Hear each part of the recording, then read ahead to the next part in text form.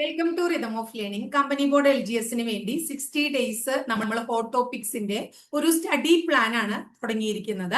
അതിൽ ഇന്ന് 5ാമത്തെ ക്ലാസ് ആണ്. 4 ദിവസവും ഹോട്ട് ടോപ്പിക്സിന്റെ ക്ലാസ് അപ്ലോഡ് ചെയ്തിട്ടുണ്ട്. അതുപോലെ തന്നെ SCERT ചാപ്റ്റേഴ്സും നമ്മൾ ഓരോ ദിവസം, അതായത് 2 ക്ലാസ്സുകളായിട്ടാണ്, ഒരു ദിവസം ഒരു SCERT ചാപ്റ്ററും ഒരു ഹോട്ട് ടോപ്പിക്സിന്റെ പ്ലാനും, ഒരു ഹോട്ട് ടോപ്പിക്കും. പിന്നെ നമ്മൾ അതിന്റെ ഇടയിൽ ഒരു ദിവസം കറണ്ട് അഫയേഴ്സ്, അപ്പൊ ഇടയ്ക്ക് നമ്മൾ കറണ്ട് അഫയേഴ്സിന്റെ ക്ലാസ്സും അങ്ങനെയാണ് പോണത്. ഇതുവരെ പഠനം തുടങ്ങാത്ത കുട്ടികളാണെങ്കിൽ കൂടി ടീച്ചർ പ്രത്യേകം പറയാണ്, നിങ്ങൾ പഠിച്ചു തുടങ്ങും മക്കളെ. ഇപ്പൊ പഠിച്ചു തുടങ്ങിയാൽ നിങ്ങൾക്ക് കിട്ടും, കാരണം ഇത് LGS ആണ്. പിന്നെ അത്രയും കുറച്ച് ഭാഗ്യം പഠിക്കാനുള്ളൂ എന്നുള്ളത് കൊണ്ടാണ്. അതിൽ SCERTക്ക് അതിൻ്റെതായിട്ടുള്ള ഇമ്പോർട്ടൻസ് ഉണ്ട്. അതുകൊണ്ടാണ് SCERT ചാപ്റ്റേഴ്സ് ഇടുന്നത്. SCERT ചാപ്റ്റേഴ്സിന്റെ ഓരോ ലൈനുകൾ അങ്ങനെ തന്നെ പരീക്ഷയ്ക്ക് ചോദിക്കുന്നുണ്ട് എന്നുള്ളത് കേട്ടോ. പിന്നെ ഒരു കുട്ടി ഒരു സംശയം ചോദിച്ചിരുന്നു, 35,000 രൂപയ്ക്ക് LGSന് 35K ഒക്കെ LGSന് കിട്ടുമെന്ന്. തീർച്ചയായിട്ടും കിട്ടും. കാരണം എന്തുകൊണ്ടാണെങ്കിൽ KSFE പോലുള്ള ഒരു സ്ഥാപനത്തിലാണ് നിങ്ങൾ ജോലിക്ക് കയറുന്ന വെച്ചാൽ നിങ്ങൾക്ക് അത്രയും സാലറി കിട്ടും കേട്ടോ. അപ്പൊ ഇത്രയേ ഉള്ളൂ. ഇന്നത്തെ ക്ലാസ്സിലേക്ക് കടക്കുകയാണ്. കൂടുതൽ സംസാരിച്ച ടീച്ചർ സമയം കളയണില്ല. ഇന്ന് നമ്മൾ പഠിക്കാൻ പോകുന്ന വളരെ ഇമ്പോർട്ടന്റ് ആയിട്ടുള്ള ഒരു ടോപ്പിക് എന്ന് പറയുന്നത് ഫണ്ടമെന്റൽ ഡ്യൂട്ടീസ് ആണ്. എന്താ പഠിക്കണേ? Fundamental duties. ഫണ്ടമെന്റൽ ഡ്യൂട്ടീസിന്റെ മലയാളം എന്താണ്? മൗലിക കടമകൾ. മൗലിക കടമകൾ അഥവാ ഫണ്ടമെന്റൽ ഡ്യൂട്ടീസിനെ കുറിച്ച് എന്തൊക്കെയാണ് ചോദിക്കാറുള്ളത്? മൗലിക കടമകൾ ഇന്ത്യൻ ഭരണഘടനയിൽ ഉൾക്കൊള്ളുന്നത് പാർട്ട് 4A എവിടെ ഉൾക്കൊള്ളുന്നു? പാർട്ട് 4A പിന്നെ ആർട്ടിക്കിൾ ഏതിലാണ്? ആർട്ടിക്കിൾ എവിടെയാണ്? 51A അപ്പോ ഇന്ത്യൻ ഭരണഘടനയിൽ പാർട്ട് 4A ആർട്ടിക്കിൾ 51A എന്ത് കാണപ്പെടുന്നത്? മൗലിക കടമകൾ എന്ന് പറയുന്ന ആ ഒരു ടോപ്പിക് കാണപ്പെടുന്നത്. മൗലിക കടമകൾ ഇന്ത്യൻ ഭരണഘടനയിൽ ഉൾപ്പെടുത്തിയത് ആരുടെ നിർദ്ദേശപ്രകാരമാണ് എന്ന് ചോദിച്ചാൽ സ്വരൺ സിംഗ് കമ്മിറ്റിയുടെ നിർദ്ദേശപ്രകാരമാണ്. അപ്പോ സ്വരൺ സിംഗ് കമ്മിറ്റിയുടെ നിർദ്ദേശപ്രകാരം ഇന്ത്യൻ ഭരണഘടനയിൽ എന്നാണ് ചേർത്തത് മൗലിക കടമകൾ? 1976 എങ്ങനെ? 42ാമത്തെ ഭരണഘടനാ ഭേദഗതി പ്രകാരം, 42ാം ഭരണഘടനാ ഭേദഗതി പ്രകാരം 1976 ഫണ്ടമെന്റൽ ഡ്യൂട്ടീസ് ഇന്ത്യൻ ഭരണഘടനയോട് കൂട്ടിച്ചേർത്തു. എന്നാൽ 1977 ജാനുവരി മാസം 3-ാം തീയതി മുതലാണ് മൗലിക കടമകൾ പ്രാബല്യത്തിൽ വന്നത് എന്നുകൂടെ ഓർത്തു വയ്ക്കാം. ഈ 42ാം ഭരണഘടനാ ഭേദഗതി നടപ്പിലാക്കുമ്പോൾ ഇന്ത്യയുടെ പ്രധാനമന്ത്രി ആരായിരുന്നു? ഇന്ദിരാഗാന്ധി ആയിരുന്നു. ഇന്ത്യയുടെ പ്രസിഡന്റ് ആരായിരുന്നു? ഫക്രുദ്ദീൻ അലി അഹമ്മദ്. ഫക്രുദ്ദീൻ അലി അഹമ്മദ് ആയിരുന്നു. ക്ലിയർ ആയില്ലേ മക്കളെ ഇത്രയും കാര്യങ്ങള്? ഇനി അടുത്തത് നമ്മുടെ 42ാമത്തെ ഭരണഘടനാ ഭേദഗതിയെ കുറിച്ച് പറഞ്ഞു അല്ലെ? 42ാമത്തെ അമെന്റ്മെന്റിനെ കുറിച്ച് പറഞ്ഞു. ഈ 42ാമത്തെ ഭരണഘടനാ ഭേദഗതി പ്രകാരം എത്ര മൗലിക കടമകളായിരുന്നു ഉണ്ടായിരുന്നത്? 10 മൗലിക കടമകളായിരുന്നു ഇന്ത്യൻ ഭരണഘടനയിൽ ഉണ്ടായിരുന്നത് എങ്കിൽ 2002 86ാമത്തെ ഭരണഘടനാ ഭേദഗതി പ്രകാരം മൗലിക കടമകൾ എണ്ണം 11 അപ്പൊ 86ാമത്തെ അമെന്റ്മെന്റ് പ്രകാരം ഒരു മൗലിക കടമ കൂടി ഇന്ത്യൻ ഭരണഘടനയിൽ കൂട്ടിച്ചേർത്തു. എന്താണ്? 6 വയസ്സ് മുതൽ 14 വയസ്സ് വരെയുള്ള കുട്ടികൾക്ക് വിദ്യാഭ്യാസത്തിനുള്ള സാഹചര്യം ഒരുക്കേണ്ടത് രക്ഷിതാക്കളുടെ മൗലിക കടമയാണ് എന്ന് കൂട്ടിച്ചേർത്തു. അതാണ് 11ാമതായിട്ട് കൂട്ടിച്ചേർത്ത മൗലിക കടമ അഥവാ ഫണ്ടമെന്റൽ ഡ്യൂട്ടീസ് എന്ന് പറയുന്നത്. അപ്പൊ മൗലിക കടമകളുടെ ആ ഒരു ഇൻട്രൊഡക്ഷൻ ക്ലിയർ ആയില്ലേ? ഇനി മൗലിക കടമകളുടെ പ്രത്യേകത, ഇത് കോടതി വഴി സ്ഥാപിച്ചെടുക്കാനായി സാധിക്കില്ല. അപ്പൊ കോടതി വഴി സ്ഥാപിച്ചെടുക്കാൻ സാധിക്കാത്തതാണ് എന്ത്? മൗലിക കടമകൾ എന്നുകൂടെ മനസ്സിലാക്കാം. ഇന്ത്യൻ ഭരണഘടനയിൽ part 4A article 51A fundamental duties അഥവാ മൗലിക കടമകൾ കാണപ്പെടുന്നു. ഈ മൗലിക കടമകൾ ഇങ്ങനെ കാണപ്പെടാൻ കാരണക്കാരനായ വ്യക്തി ആരാണ്? സ്വരൺ സിംഗ് കമ്മിറ്റിയുടെ നിർദ്ദേശപ്രകാരമാണ്. 1976 ഇന്ദിരാഗാന്ധി പ്രധാനമന്ത്രിയും ഫക്രുദ്ദീൻ അലി അഹമ്മദ് പ്രസിഡന്റുമായിരിക്കെ 42ാം ഭരണഘടനാ ഭേദഗതി പ്രകാരം ഇന്ത്യൻ ഭരണഘടനയിൽ 10 ഫണ്ടമെന്റൽ ഡ്യൂട്ടീസ് ആഡ് ചെയ്യാണ്. അതിനുശേഷം 2002 86ാം ഭരണഘടനാ ഭേദഗതി പ്രകാരം 6 വയസ്സിനും 14 വയസ്സിനും ഇടയിലുള്ള കുട്ടികൾക്ക് വിദ്യാഭ്യാസത്തിന് സാഹചര്യം ഒരുക്കുക എന്ന ഒരു മൗലിക കടമ കൂടെ കൂട്ടിച്ചേർത്തതോടുകൂടി നിലവിൽ ഫണ്ടമെന്റൽ ഡ്യൂട്ടീസിന്റെ എണ്ണം എത്ര എന്ന് ചോദിക്കുമ്പോൾ നമ്മൾ 11 എണ്ണം പറയും. ഓരോ ഫണ്ടമെന്റൽ ഡ്യൂട്ടീസും നമുക്ക് കോടതി മുഖേന സ്ഥാപിച്ചെടുക്കാൻ കഴിയില്ല എന്നുള്ളതും ഓർത്തു വെക്കണം. ഇനി എന്തൊക്കെയാണ് ഫണ്ടമെന്റൽ ഡ്യൂട്ടീസ്? ആദ്യത്തേത് ഇന്ത്യൻ ഭരണഘടനയെ അനുസരിക്കണം.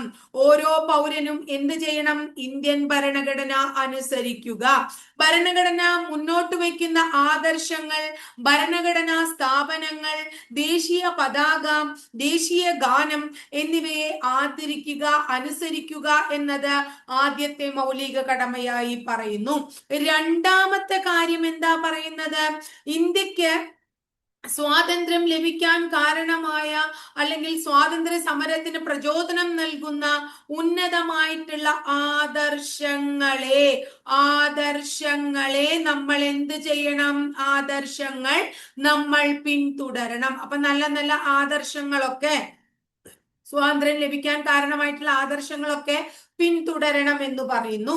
ഇനി അടുത്തത് ഇന്ത്യയുടെ പരമാധികാരം,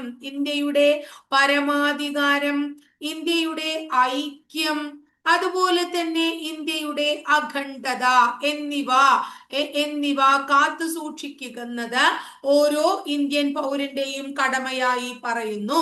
ഇനി അടുത്തത് നമ്മൾ രാഷ്ട്ര സേവനത്തിന് വേണ്ടി, രാഷ്ട്രത്തെ സേവിക്കാൻ വേണ്ടിയും അതുപോലെ തന്നെ രാജ്യരക്ഷാ പ്രവർത്തനങ്ങൾക്ക് വേണ്ടിയും സന്നദ്ധരാവുക. രാജ്യരക്ഷാ പ്രവർത്തനങ്ങളൊക്കെ നമ്മൾ നടത്താനാണ് പറയുന്നത് കേട്ടോ. ഇനി അടുത്തത് മതം, അതുപോലെ തന്നെ ഭാഷ, മതത്തിന്റെ അതുപോലെ തന്നെ ഭാഷ, അതുപോലെ തന്നെ പ്രദേശം അല്ലെങ്കിൽ ഓരോ വിഭാഗം എന്നിവയ്ക്ക് അതീതമായി ഇന്ത്യയിലെ ജനങ്ങൾക്കിടയിൽ സാഹോദര്യം വളർത്താൻ ശ്രമിക്കണം. സ്ത്രീകളോട് മാന്യമായി പെരുമാറണം ട്ടോ. ഇത്തരം കാര്യങ്ങളൊക്കെയാണ് അഞ്ചാമത് പറയുന്നത്. ആറാമത് എന്തു പറയുന്നു? ഇന്ത്യയുടെ മഹത്തായ സാംസ്കാരിക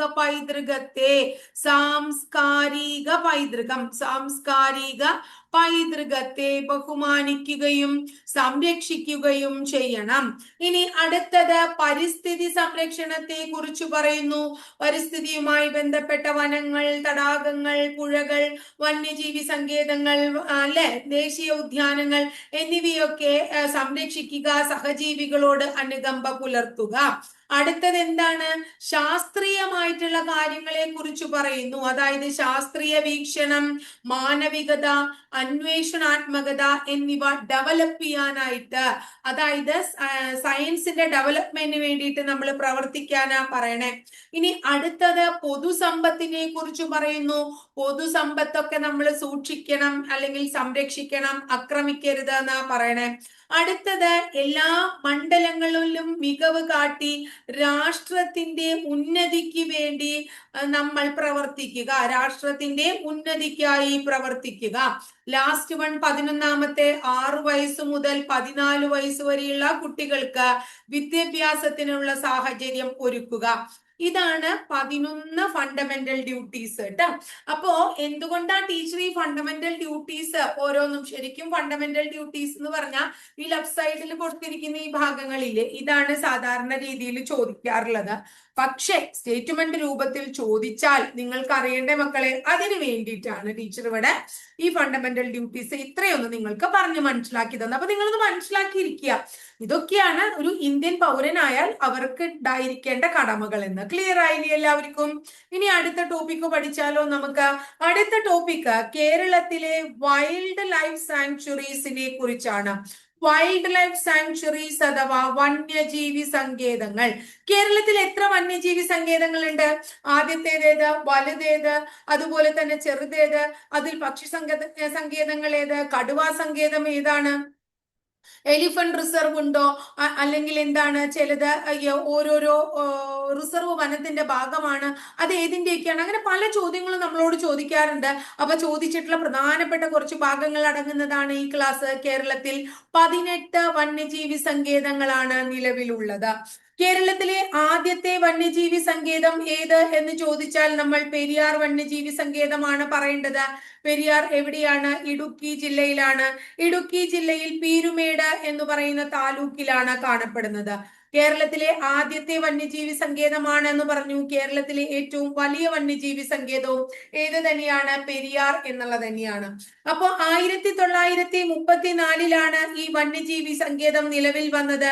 ശ്രീ ചിത്തിര തിരുനാൾ മഹാരാജാവ് തിരുവിതാംകൂർ ഭരിച്ചിരുന്ന സമയത്ത് അദ്ദേഹമാണ് ഇങ്ങനെ ഒരു വന്യജീവി സങ്കേതം കൊണ്ടുവന്നത്. അദ്ദേഹം ഉദ്ഘാടനം ചെയ്തപ്പോൾ ഈ വന്യജീവി സങ്കേതത്തിന്റെ പേര് നെല്ലിക്കാംപെട്ടി എന്നായി.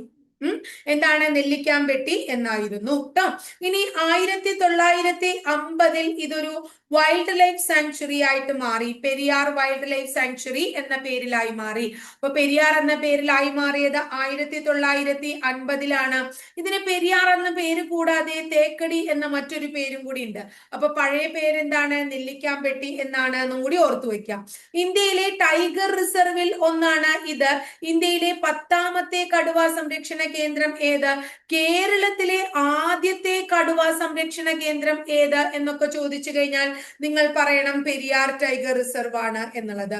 കൂടാതെ ഇവിടെ ആനകളെയും കാണപ്പെടുന്നുണ്ട്. 1992 മുതൽ ഇത് എന്താണ്? പ്രോജക്റ്റ് എലിഫന്റിന്റെ കീഴിലും വന്നു. അപ്പൊ പ്രോജക്റ്റ് എലിഫന്റിന്റെ കീഴിലുമാണ് ഏത്? അപ്പൊ ഇതൊരു വന്യജീവി സങ്കേതമാണ്, കടുവാ സങ്കേതമാണ്, എലിഫന്റ് റിസർവ് കൂടിയാണ് എന്ന് ഓർക്കുക. അപ്പൊ കടുവയെ കുറിച്ച് പറഞ്ഞു, കടുവാ സങ്കേതമാണ്. ആനയെ കുറിച്ച് പറഞ്ഞു, അപ്പൊ സംരക്ഷിക്കുന്ന മൃഗങ്ങൾ ഏതൊക്കെയാണ്? ആന, കടുവ തുടങ്ങിയവയാണ്. അതുപോലെ തന്നെ ലോക പൈതൃക പട്ടികയിൽ ഇടം നേടിയിട്ടുള്ള ലോക പൈതൃക പട്ടികയിൽ ഇടം നേടിയ വന്യജീവി സങ്കേതം കൂടിയാണ് പെരിയാർ വന്യജീവി സങ്കേതം എന്ന് ഓർത്തു വയ്ക്കുക. ഇത്രയൊക്കെയാണ് പ്രധാനപ്പെട്ടത്. ശരിക്കും 777 ചതുരശ്ര കിലോമീറ്റർ വിസ്തൃതി ഉള്ളതാണ് ഈ പെരിയാർ വന്യജീവി സങ്കേതം എന്ന് പറയുന്നത്. പക്ഷേ ടൈഗർ റിസർവിനാണെങ്കിൽ 925 ചതുരശ്ര കിലോമീറ്റർ വിസ്തീർണമുണ്ട്. ഇതൊക്കെയാണെങ്കിൽ കുറച്ചും കൂടി LDC ലെവലുള്ള പരീക്ഷകൾക്കൊക്കെയാണ് ചോദിച്ചു കണ്ടേക്കുന്നത്.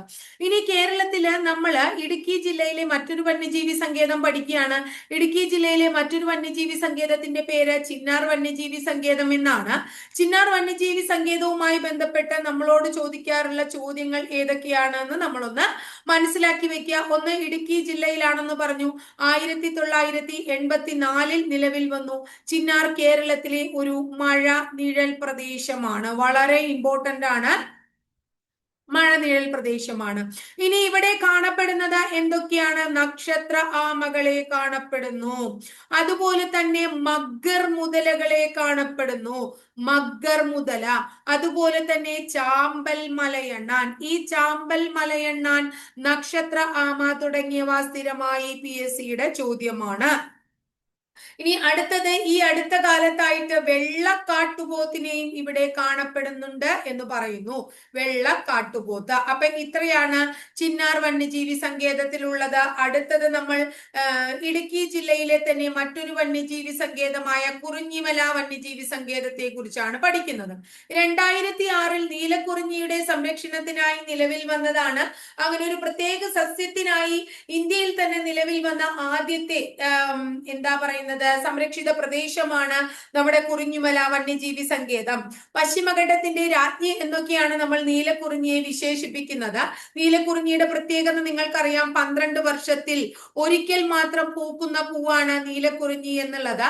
നീലക്കുറിഞ്ഞിയുടെ ശാസ്ത്രീയ നാമം എന്ന് പറയുന്നത് സ്ട്രോബിലാന്തസ് കുന്തിയാന എന്നുള്ളതാണ്. സ്ട്രോബിലാന്തസ് കുന്തിയാന എന്നതാണ് നീലക്കുറിഞ്ഞിയുടെ ശാസ്ത്രീയ നാമം. പരീക്ഷയ്ക്ക് ചോദിക്കാറുണ്ട്.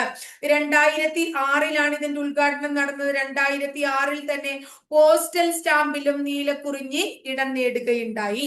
ഇനി 12 വർഷത്തിൽ ഒരിക്കൽ പൂക്കുന്നതാണ് നീലക്കുറിഞ്ഞിയെങ്കിൽ വർഷാവർഷം പൂക്കുന്ന കുറിഞ്ഞിയുടെ പേര് ചോദിച്ചു കഴിഞ്ഞാൽ കരിങ്കുറിഞ്ഞിയാണ് നമ്മൾ പറയാ കേട്ടോ. ഇനി ഇടുക്കി ജില്ലയിൽ ഒരു വന്യജീവി സങ്കേതം കൂടിയുണ്ട്, അതിന്റെ പേര് ഇടുക്കി വന്യജീവി സങ്കേതം എന്ന് തന്നെയാണ്. ഇത് ഇടുക്കി ജില്ലയിൽ പൈനാവിലാണ്. ഇതിനെ കുറിച്ച് പ്രത്യേകിച്ചൊന്നും പറയാനില്ല. 1976 ഈ വന്യജീവി സങ്കേതം നിലവിൽ വന്നത് എന്ന് മാത്രം ഓർത്തു വെച്ചാൽ മതി. അടുത്തത് തൃശൂർ ജില്ലയിലുള്ള വന്യജീവി സങ്കേതങ്ങളെ കുറിച്ചാണ് നമ്മൾ പഠിക്കുന്നത്. തൃശൂർ ജില്ല ഇപ്പൊ 4 പഠിച്ചു അല്ലെ. ഇനി അടുത്തത് നോക്കൂ, തൃശൂർ ജില്ലയിൽ ഒരെണ്ണമുണ്ട്, പീച്ചി വന്യജീവി സങ്കേതം. പീച്ചി വന്യജീവി സങ്കേതം അല്ലെങ്കിൽ വാഴാനി വന്യജീവി സങ്കേതം എന്നും അത് അറിയപ്പെടുന്നു. തൃശൂർ ജില്ലയിലാണ്. 1958 നിലവിൽ വന്നു. വേറെ ഒന്നും പഠിക്കാനില്ല കേട്ടോ. അടുത്തത് ചിമ്മിനി എന്ന് പറയുന്ന ഒരു വന്യജീവി സങ്കേതമാണ്. ചിമ്മിനി ഡാം ഒക്കെ നിങ്ങൾ കേട്ടിട്ടുണ്ടാവും. തൃശൂർ ജില്ലയിലാണ്. 1984 ഈ ചിമ്മിനി വന്യജീവി സങ്കേതം നിലവിൽ വന്നത് എന്ന് ഓർത്തു വയ്ക്കാം. ഇനി തൃശൂർ കഴിഞ്ഞാൽ അടുത്തത് നമുക്ക് പഠിക്കാനുള്ളത് തിരുവനന്തപുരം ജില്ലയിലെ വന്യജീവി സങ്കേതങ്ങളെ കുറിച്ചാണ്. തിരുവനന്തപുരം ജില്ലയിലെ ഒരു വന്യജീവി സങ്കേതത്തിന്റെ പേരാണ് നെയ്യാർ വന്യജീവി സങ്കേതം എന്ന് പറയുന്നത്. കേരളത്തില് നെയ്യാർ വന്യജീവി സങ്കേതം 1958 നിലവിൽ വന്നു. കേരളത്തിലെ ഏറ്റവും തെക്കേ അറ്റത്ത് കാണപ്പെടുന്ന വന്യജീവി സങ്കേതമാണ് നെയ്യാർ വന്യജീവി സങ്കേതം. ഇത് ചോദിച്ചിട്ടുള്ള ചോദ്യം ഇതാണ്: അഗസ്ത്യമല ബയോസ്ഫിയർ റിസർവിന്റെ ഭാഗമായ വന്യജീവി സങ്കേതമാണ് നെയ്യാറ്. അടുത്തത് കേരളത്തിലെ ഏക ലയൺ സഫാരി പാർക്ക് സ്ഥിതി ചെയ്യുന്നത് നെയ്യാർ ഡാമിനോട് ചേർന്നുള്ള ഒരു ദ്വീപിലാണ്. ഈ ദ്വീപും എപ്പോഴും പരീക്ഷയ്ക്ക് ചോദിക്കാറുള്ളതാണ്. മരക്കുന്നം ദ്വീപ് എന്നാണ് അതിന്റെ പേര്. ഇത് എന്തിന്റെ മാതൃകയിൽ പണിതതാണ് എന്നും ചോദിച്ചിട്ടുണ്ട്. ഹൈദരാബാദില് നെഹ്റു സുവോളജിക്കൽ പാർക്ക് ഉണ്ട്. ഹൈദരാബാദിലെ നെഹ്റു സുവോളജിക്കൽ പാർക്കിന്റെ മാതൃകയിലാണ് ലയൺ സഫാരി പാർക്ക് പണിതിട്ടുള്ളത് എന്നും ഓർത്തു വയ്ക്കാം. ഇനി അടുത്തത് കേരളത്തിലെ ആദ്യത്തെ ക്രൊക്കോഡൈൽ റിസർച്ച് സെന്റർ ഏതാണ്? സ്റ്റീവർവിന്റെ പേരിൽ അറിയപ്പെടുന്നതാണ്. നെയ്യാറിൽ ഉണ്ടായിരുന്നത്. പക്ഷേ ഇപ്പോൾ അത് അറിയപ്പെടുന്നത് Agasthya crocodile rehabilitation and research centre എന്ന പേരിലാണ്. അപ്പൊ അഗസ്ത്യാർകൂടം കൊടുമുടിയുടെ പേരിലാണ് ഇപ്പോൾ അത് അറിയപ്പെടുന്നത്. അപ്പൊ ഇത്രയാണ് നെയ്യാർ വന്യജീവി സങ്കേതം. ഇനി തിരുവനന്തപുരം ജില്ലയിലെ തന്നെ മറ്റൊരു വന്യജീവി സങ്കേതത്തിന്റെ പേരാണ് മക്കളെ പേപ്പാറ എന്ന് പറയുന്ന വന്യജീവി സങ്കേതം. എന്താണ് പേപ്പാറ വന്യജീവി സങ്കേതത്തിന്റെ പ്രത്യേകത?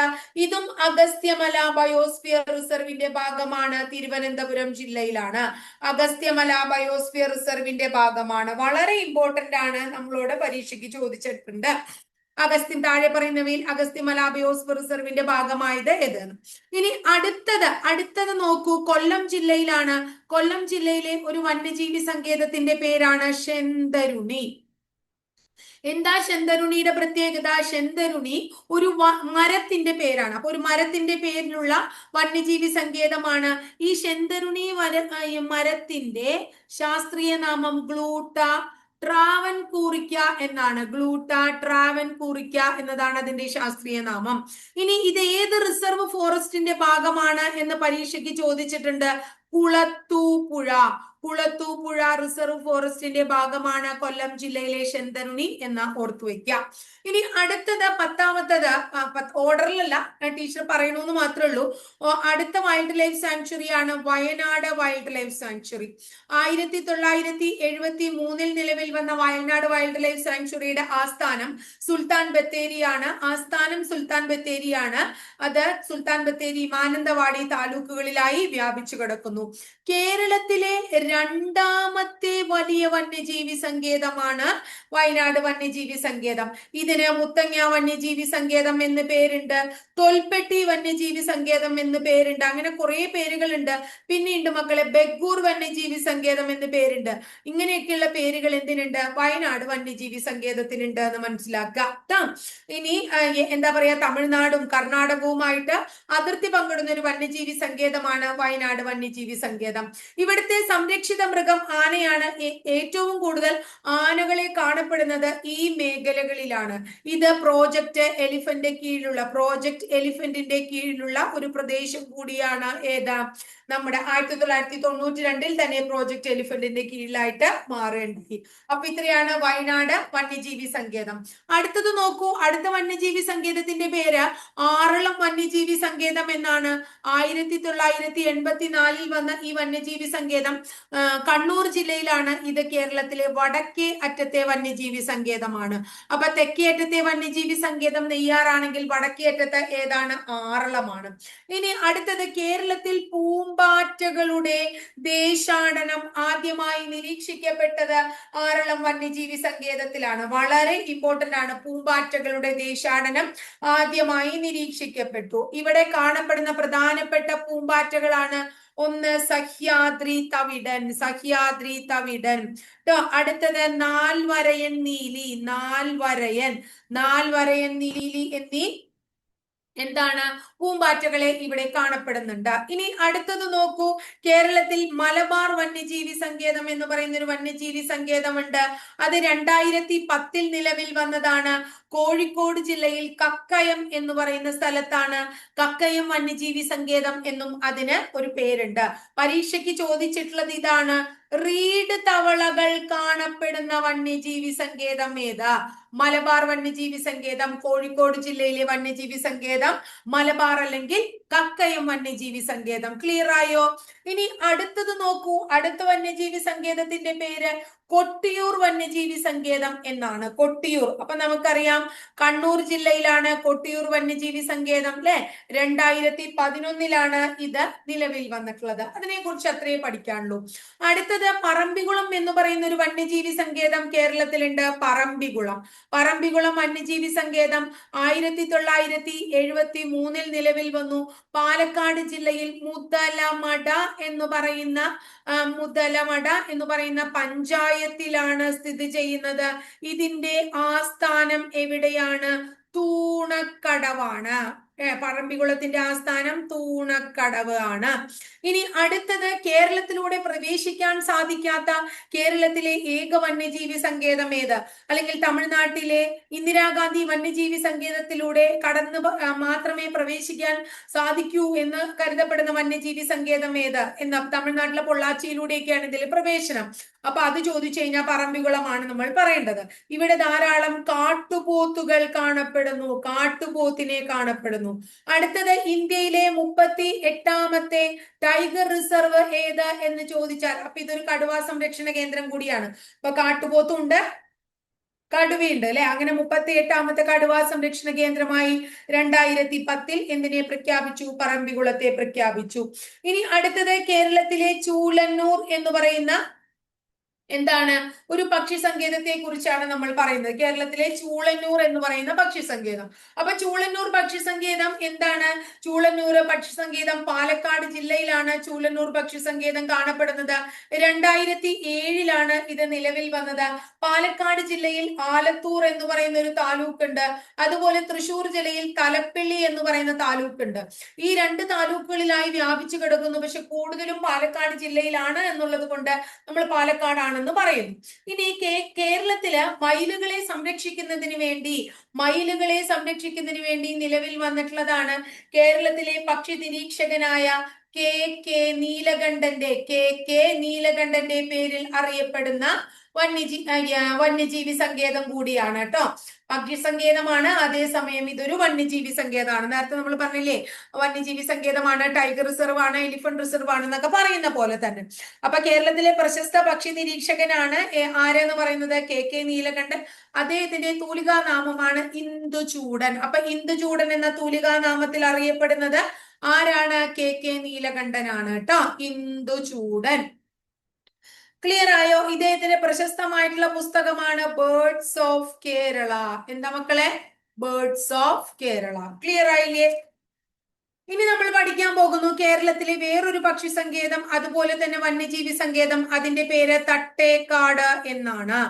തട്ടേക്കാട് എവിടെയാണ്? എറണാകുളം ജില്ലയിലാണ്. 1983 നിലവിൽ വന്നു. കോതമംഗലം എന്ന് പറയുന്ന താലൂക്കിലാണ്. കോതമംഗലം താലൂക്കിലാണ്. കേരളത്തിലെ ആദ്യത്തെ ബേർഡ് സാങ്ച്വറിയാണ്. കേരളത്തിലെ ഏറ്റവും വലിയ ബേർഡ് സാങ്ച്വറിയാണ് കേട്ടോ ഏത് തട്ടേക്കാട് എന്ന് പറയുന്നത്.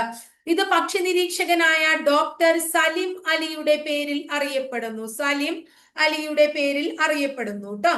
അദ്ദേഹത്തിന്റെ ആത്മകഥയാണ് ഒരു കുരുവിയുടെ പതനം. ഒരു കുരുവിയുടെ പതനം. ആരുടെ? ഡോക്ടർ സലിം അലിയുടെ കുരുവിയുടെ പതനം എന്ന് പറയുന്നത്. അദ്ദേഹത്തിന്റെ പ്രശസ്തമായിട്ടുള്ള ഒരു പുസ്തകമാണ് ബേർഡ്സ് ഓഫ് ട്രാവൻകൂർ എന്നത്. നേരത്തെ നമ്മൾ പറഞ്ഞു ബേർഡ്സ് ഓഫ് കേരള, ഇത് ബേർഡ്സ് ഓഫ് ട്രാവൻകൂർ ആണ്. അപ്പൊ സലിം അലിയുടെ പേരിൽ തട്ടേക്കാട് അറിയപ്പെടുന്നു എന്നേ ഉള്ളൂ. പക്ഷെ doctor Salim Ali bird sanctuary എവിടെയാന്ന് ചോദിച്ചാൽ ഗോവ പറയണം. Doctor Salim Ali national park എവിടെയാന്ന് ചോദിച്ചാൽ ജമ്മു കാശ്മീർ പറയണം. ഡോക്ടർ സലിം അലി ലേക്ക് എവിടെയാന്ന് ചോദിച്ചാൽ മഹാരാഷ്ട്ര പറയണം. മനസ്സിലായോ മക്കളെ? Doctor Salim Ali bird sanctuary Goa, Salim Ali national park Jammu Kashmir, Salim Ali lake Maharashtra കേട്ടോ. ഇനി അടുത്തതും ഒരു പക്ഷി സംരക്ഷണ കേന്ദ്രം തന്നെയാണ്. അതിന്റെ പേര് മംഗളവനം എന്നാണ്. Mangalavanam bird sanctuary. കേരളത്തിലെ ഏറ്റവും ചെറിയ വന്യജീവി സങ്കേതം അല്ലെങ്കിൽ ഏറ്റവും ചെറിയ പക്ഷി സങ്കേതം ബേർഡ് സാങ്ച്വറി എന്നൊക്കെ ചോദിച്ചാൽ മംഗളവനം പറയും. ഇത് എറണാകുളം ജില്ലയിലാണ്. 2004 നിലവിൽ വന്നു. കൊച്ചിയുടെ ശ്വാസകോശം എന്നൊക്കെ അറിയപ്പെടുന്നത് ഇതിനെയാണ്. ഇനി കേരളത്തിലെ 18ാമത്തെ നിലവിലെ ഏറ്റവും ഇനി മംഗളവനത്തെ കുറിച്ച് അറിയാത്ത കുട്ടികൾക്ക് ടീച്ചർ ഒരു കാര്യം കൂടെ പറയാം. നമ്മുടെ കേരള ഹൈക്കോടതിയിലെ മക്കളെ, ആ ഹൈക്കോടതിയുടെ സമീപത്തായിട്ട് കാണപ്പെടുന്നതാണ് ഇവിടെ. ഇനി ഇതിന്റെ പ്രത്യേകത, ഇവിടെ കണ്ടൽ വനങ്ങൾ കാണപ്പെടുന്നുണ്ട്. ഈ മംഗളവനത്തിലെ കണ്ടൽ വനങ്ങള്, അതുപോലെ തന്നെ വവ്വാലക്കില്, വവ്വാല്, ചിലന്തി, അതൊക്കെയാണ് ഇവിടെ കൂടുതൽ കാണപ്പെടുന്നത് കേട്ടോ. എന്തിനാ കാണുന്നതെന്ന് ചോദിച്ചാൽ വവ്വാലും ചിലന്തിയുമാണെന്നാണ് നമ്മൾ പറയേണ്ടത്. ഇനി അടുത്തത് കേരളത്തിലെ അവസാനത്തെ last 18th wild life sanctuary of Kerala. നിലവിൽ കേരളത്തെ അവസാനം നിലവിൽ വന്നത് എവിടെയാണ്? ഏതാണ്? കരിമ്പുഴ വന്യജീവി സങ്കേതം എന്നാണ് അതിന്റെ പേര്. ഇത് മലപ്പുറം ജില്ലയിലാണ്. 2019 സർക്കാർ അനുമതി നൽകി. 2020 ജൂലൈ 3 ഇത് നിലവിൽ വന്നത്. ഇതിന് ന്യൂ അമരമ്പലം എന്ന വേറൊരു പേരും കൂടി ഉണ്ട്. ന്യൂ അമരമ്പലം എന്ന പേരും കൂടി ഉണ്ട് കേട്ടോ. ഇനി പക്ഷികള്, സസ്തനികള്, ഉരകങ്ങള്, ഉഭയജീവികൾ അങ്ങനെയൊക്കെ കാണപ്പെടുന്നു. ഇവിടെ പന്നിമൂക്കൻ തവള, അതൊന്ന് ഓർത്തു വയ്ക്കുക. വംശനാശ ഭീഷണി നേരിടുന്ന പന്നിമൂക്കൻ തവളയെയും വരയാടുകളെയും കാണപ്പെടുന്നുണ്ട്. വരയാടുകള് ഇവിടെയെല്ലാം കൂടുതൽ ഇരവികുളത്താണ്. പക്ഷെ പന്നിമൂക്കൻ തവളയും വരയാടിനെയൊക്കെ കാണപ്പെടുന്നു. പന്നിമൂക്കൻ തവളയാണ് പ്രധാനം. അപ്പൊ ഇത്രയാണ് കേരളത്തിലെ 18 വന്യജീവി സങ്കേതങ്ങൾ. രണ്ടും വളരെ ഇമ്പോർട്ടന്റ് ആയിട്ടുള്ള ടോപ്പിക്സ് ആണ് കേട്ടോ നമ്മൾ ഇന്ന് പഠിച്ചത്. ക്ലിയർ ആയോ? ഒന്ന് എന്താ പഠിച്ചത്? ഫണ്ടമെന്റൽ ഡ്യൂട്ടീസ് അല്ലെ. ഫസ്റ്റ് പേജിലേക്ക് പോവാം നമുക്ക്. ഫണ്ടമെന്റൽ ഡ്യൂട്ടീസ് ടീച്ചർ പറഞ്ഞു. ഈ ലെഫ്റ്റ് സൈഡിൽ പറഞ്ഞിട്ടുള്ള കാര്യങ്ങളാണ് പ്രധാനപ്പെട്ട കാര്യങ്ങള്. പക്ഷെ റൈറ്റ് സൈഡിലുള്ള നമ്മുടെ ഡ്യൂട്ടീസ് ആണ്. അത് എന്താണെന്നൊന്ന് ഓർത്ത് നമ്മൾ പോവാ പരീക്ഷയ്ക്ക്. ഇനി അടുത്തത് എന്താണ്? രണ്ടാമത് എന്താ പറഞ്ഞേ? നമ്മുടെ വൈൽഡ് ലൈഫ് സാങ്ച്വറി ആണ്. ആദ്യത്തത് പെരിയാറാണ്, വലുതാണ് അല്ലെ. പിന്നെ ഇടുക്കിയിലെ പെരിയാറ്, ചിന്നാറ്, കുറിഞ്ഞിമല, ഇടുക്കി അങ്ങനെയുള്ളത് 4 പറഞ്ഞു. തൃശ്ശൂർ പൂയിച്ചി, വാഴാനി പറഞ്ഞു. തിരുവനന്തപുരത്ത് നെയ്യാറ്, പേപ്പാറ പറഞ്ഞു. കൊല്ലം ജില്ലയിൽ ഒരെണ്ണുള്ളൂ, മരത്തിന്റെ പേരുള്ള ശന്തരുണി പറഞ്ഞു. വയനാട് ജില്ലയിൽ വയനാട് വൈൽഡ് ലൈഫ് സാങ്ച്വറി അല്ലെങ്കിൽ മുത്തങ്ങ അല്ലെങ്കിൽ തോൽപ്പെട്ടി വന്യജീവി സങ്കേതം എന്ന് പറഞ്ഞു. അടുത്തത് കണ്ണൂർ ജില്ലയിലെ ആറളം അല്ലെ. അതുപോലെ തന്നെയാണ് കോഴിക്കോട് ജില്ലയിലെ കക്കയം. കണ്ണൂർ ജില്ലയിൽ ഒരെണ്ണം കൂടി ഉണ്ട്, കൊട്ടിയൂര്. പിന്നെ പറമ്പിക്കുളം വന്യജീവി സങ്കേതം അല്ലെ. കാട്ടുപോത്തുകളെ കാണപ്പെടുന്നു. ഇതൊരു ടൈഗർ റിസർവ് തന്നെയാണ്. ചൂലന്നൂര്, അതുപോലെ തന്നെ തട്ടേക്കാട് തുടങ്ങിയ പക്ഷി സങ്കേതങ്ങളെ കുറിച്ച് പറഞ്ഞു. പിന്നെ അടുത്തത് എന്താണ്? മംഗളവനം, അതും പക്ഷി സങ്കേതം തന്നെയാണ് അല്ലെ. കേരള ഹൈക്കോടതിയുടെ പരിസരത്ത് അല്ലെ. 18ാമത്തത് ഏതാണ്? കരിമ്പുഴയാണ്. ന്യൂ അമരമ്പലം എന്ന് മറ്റൊരു പേരും കൂടി ഉണ്ട്. പന്നിമൂക്കൻ തവളയാണ് ഇവിടെ കാണപ്പെടുന്നത്. ഇത്തരം കാര്യം ക്ലിയർ ആയില്ലേ അപ്പൊ നിങ്ങൾക്ക് എല്ലാവർക്കും? അപ്പോ ഞാൻ പറഞ്ഞു ഹോട്ട് ടോപ്പിക്സ് അതിൻ്റെതായിട്ടുള്ള ഗൗരവം എടുത്തുകൊണ്ട് തന്നെ നിങ്ങൾ പഠിക്കുക. വളരെ ഇമ്പോർട്ടന്റ് ആണ്. നമ്മള് പരീക്ഷകൾക്ക് SCRT പാഠഭാഗങ്ങളാണ് ശരിക്കും PSC പരീക്ഷകൾക്ക് 5 മുതൽ PSC പരീക്ഷകൾക്ക് എന്ന് പറഞ്ഞാൽ നമ്മുടെ ഈ പരീക്ഷയ്ക്ക്, അതായത് LGS-ന് ഇത് പഠിച്ചു കഴിഞ്ഞാൽ കിട്ടും എന്നുള്ളതാണ്. അതിൽ നിന്നുള്ള പ്രധാനപ്പെട്ട ഭാഗങ്ങളൊക്കെ ഉൾക്കൊള്ളിച്ചിട്ടുള്ള, അപ്പൊ അതില് വന്യജീവി സങ്കേതങ്ങളൊക്കെ കൊടുത്തിട്ടുണ്ടെങ്കിലും ഫുള്ള് കൊടുത്തിട്ടില്ല. അപ്പൊ നമ്മളോട് ചോദിച്ചാലോ, അപ്പൊ അതുകൊണ്ടാണ് അത്തരം പാഠഭാഗങ്ങൾ ഉൾക്കൊള്ളിച്ചുകൊണ്ടും പ്രധാനപ്പെട്ട പ്രീവിയസ് ഇയറിലെ ക്വസ്റ്റ്യൻ പേപ്പർ നോക്കിക്കൊണ്ടും ഹോട്ട് ടോപ്പിക്സ് നിങ്ങൾക്ക് പ്രൊവൈഡ് ചെയ്യുന്നത്. അപ്പൊ അതിന്റെ ഗൗരവത്തോടുകൂടി പഠിച്ച് മുന്നോട്ട് പോവുക. ടീച്ചറെ ക്ലാസ് ഇഷ്ടപ്പെടാൻ ചെന്ന് ലൈക്ക് ചെയ്യുക, ഇഷ്ടപ്പെട്ട ക്ലാസ്സുകൾ കൂട്ടുകാരിലേക്ക് ഷെയർ ചെയ്യുക, ആദ്യമായിട്ട് ചാനൽ കാണുന്ന പറഞ്ഞ് സബ്സ്ക്രൈബ് ചെയ്യുക. അതോടൊപ്പം ആ ബെല്ലൈക്കൺ കൂടി ഒന്ന് എനേബിൾ ചെയ്തോളൂ കേട്ടോ. അപ്പൊ ടീച്ചർ ഓരോ ദിവസം അപ്ലോഡ് ചെയ്യുന്ന വീഡിയോസ് കൃത്യമായിട്ട് നോട്ടിഫിക്കേഷൻ ആയിട്ട് ലഭിക്കുകയും ചെയ്യും.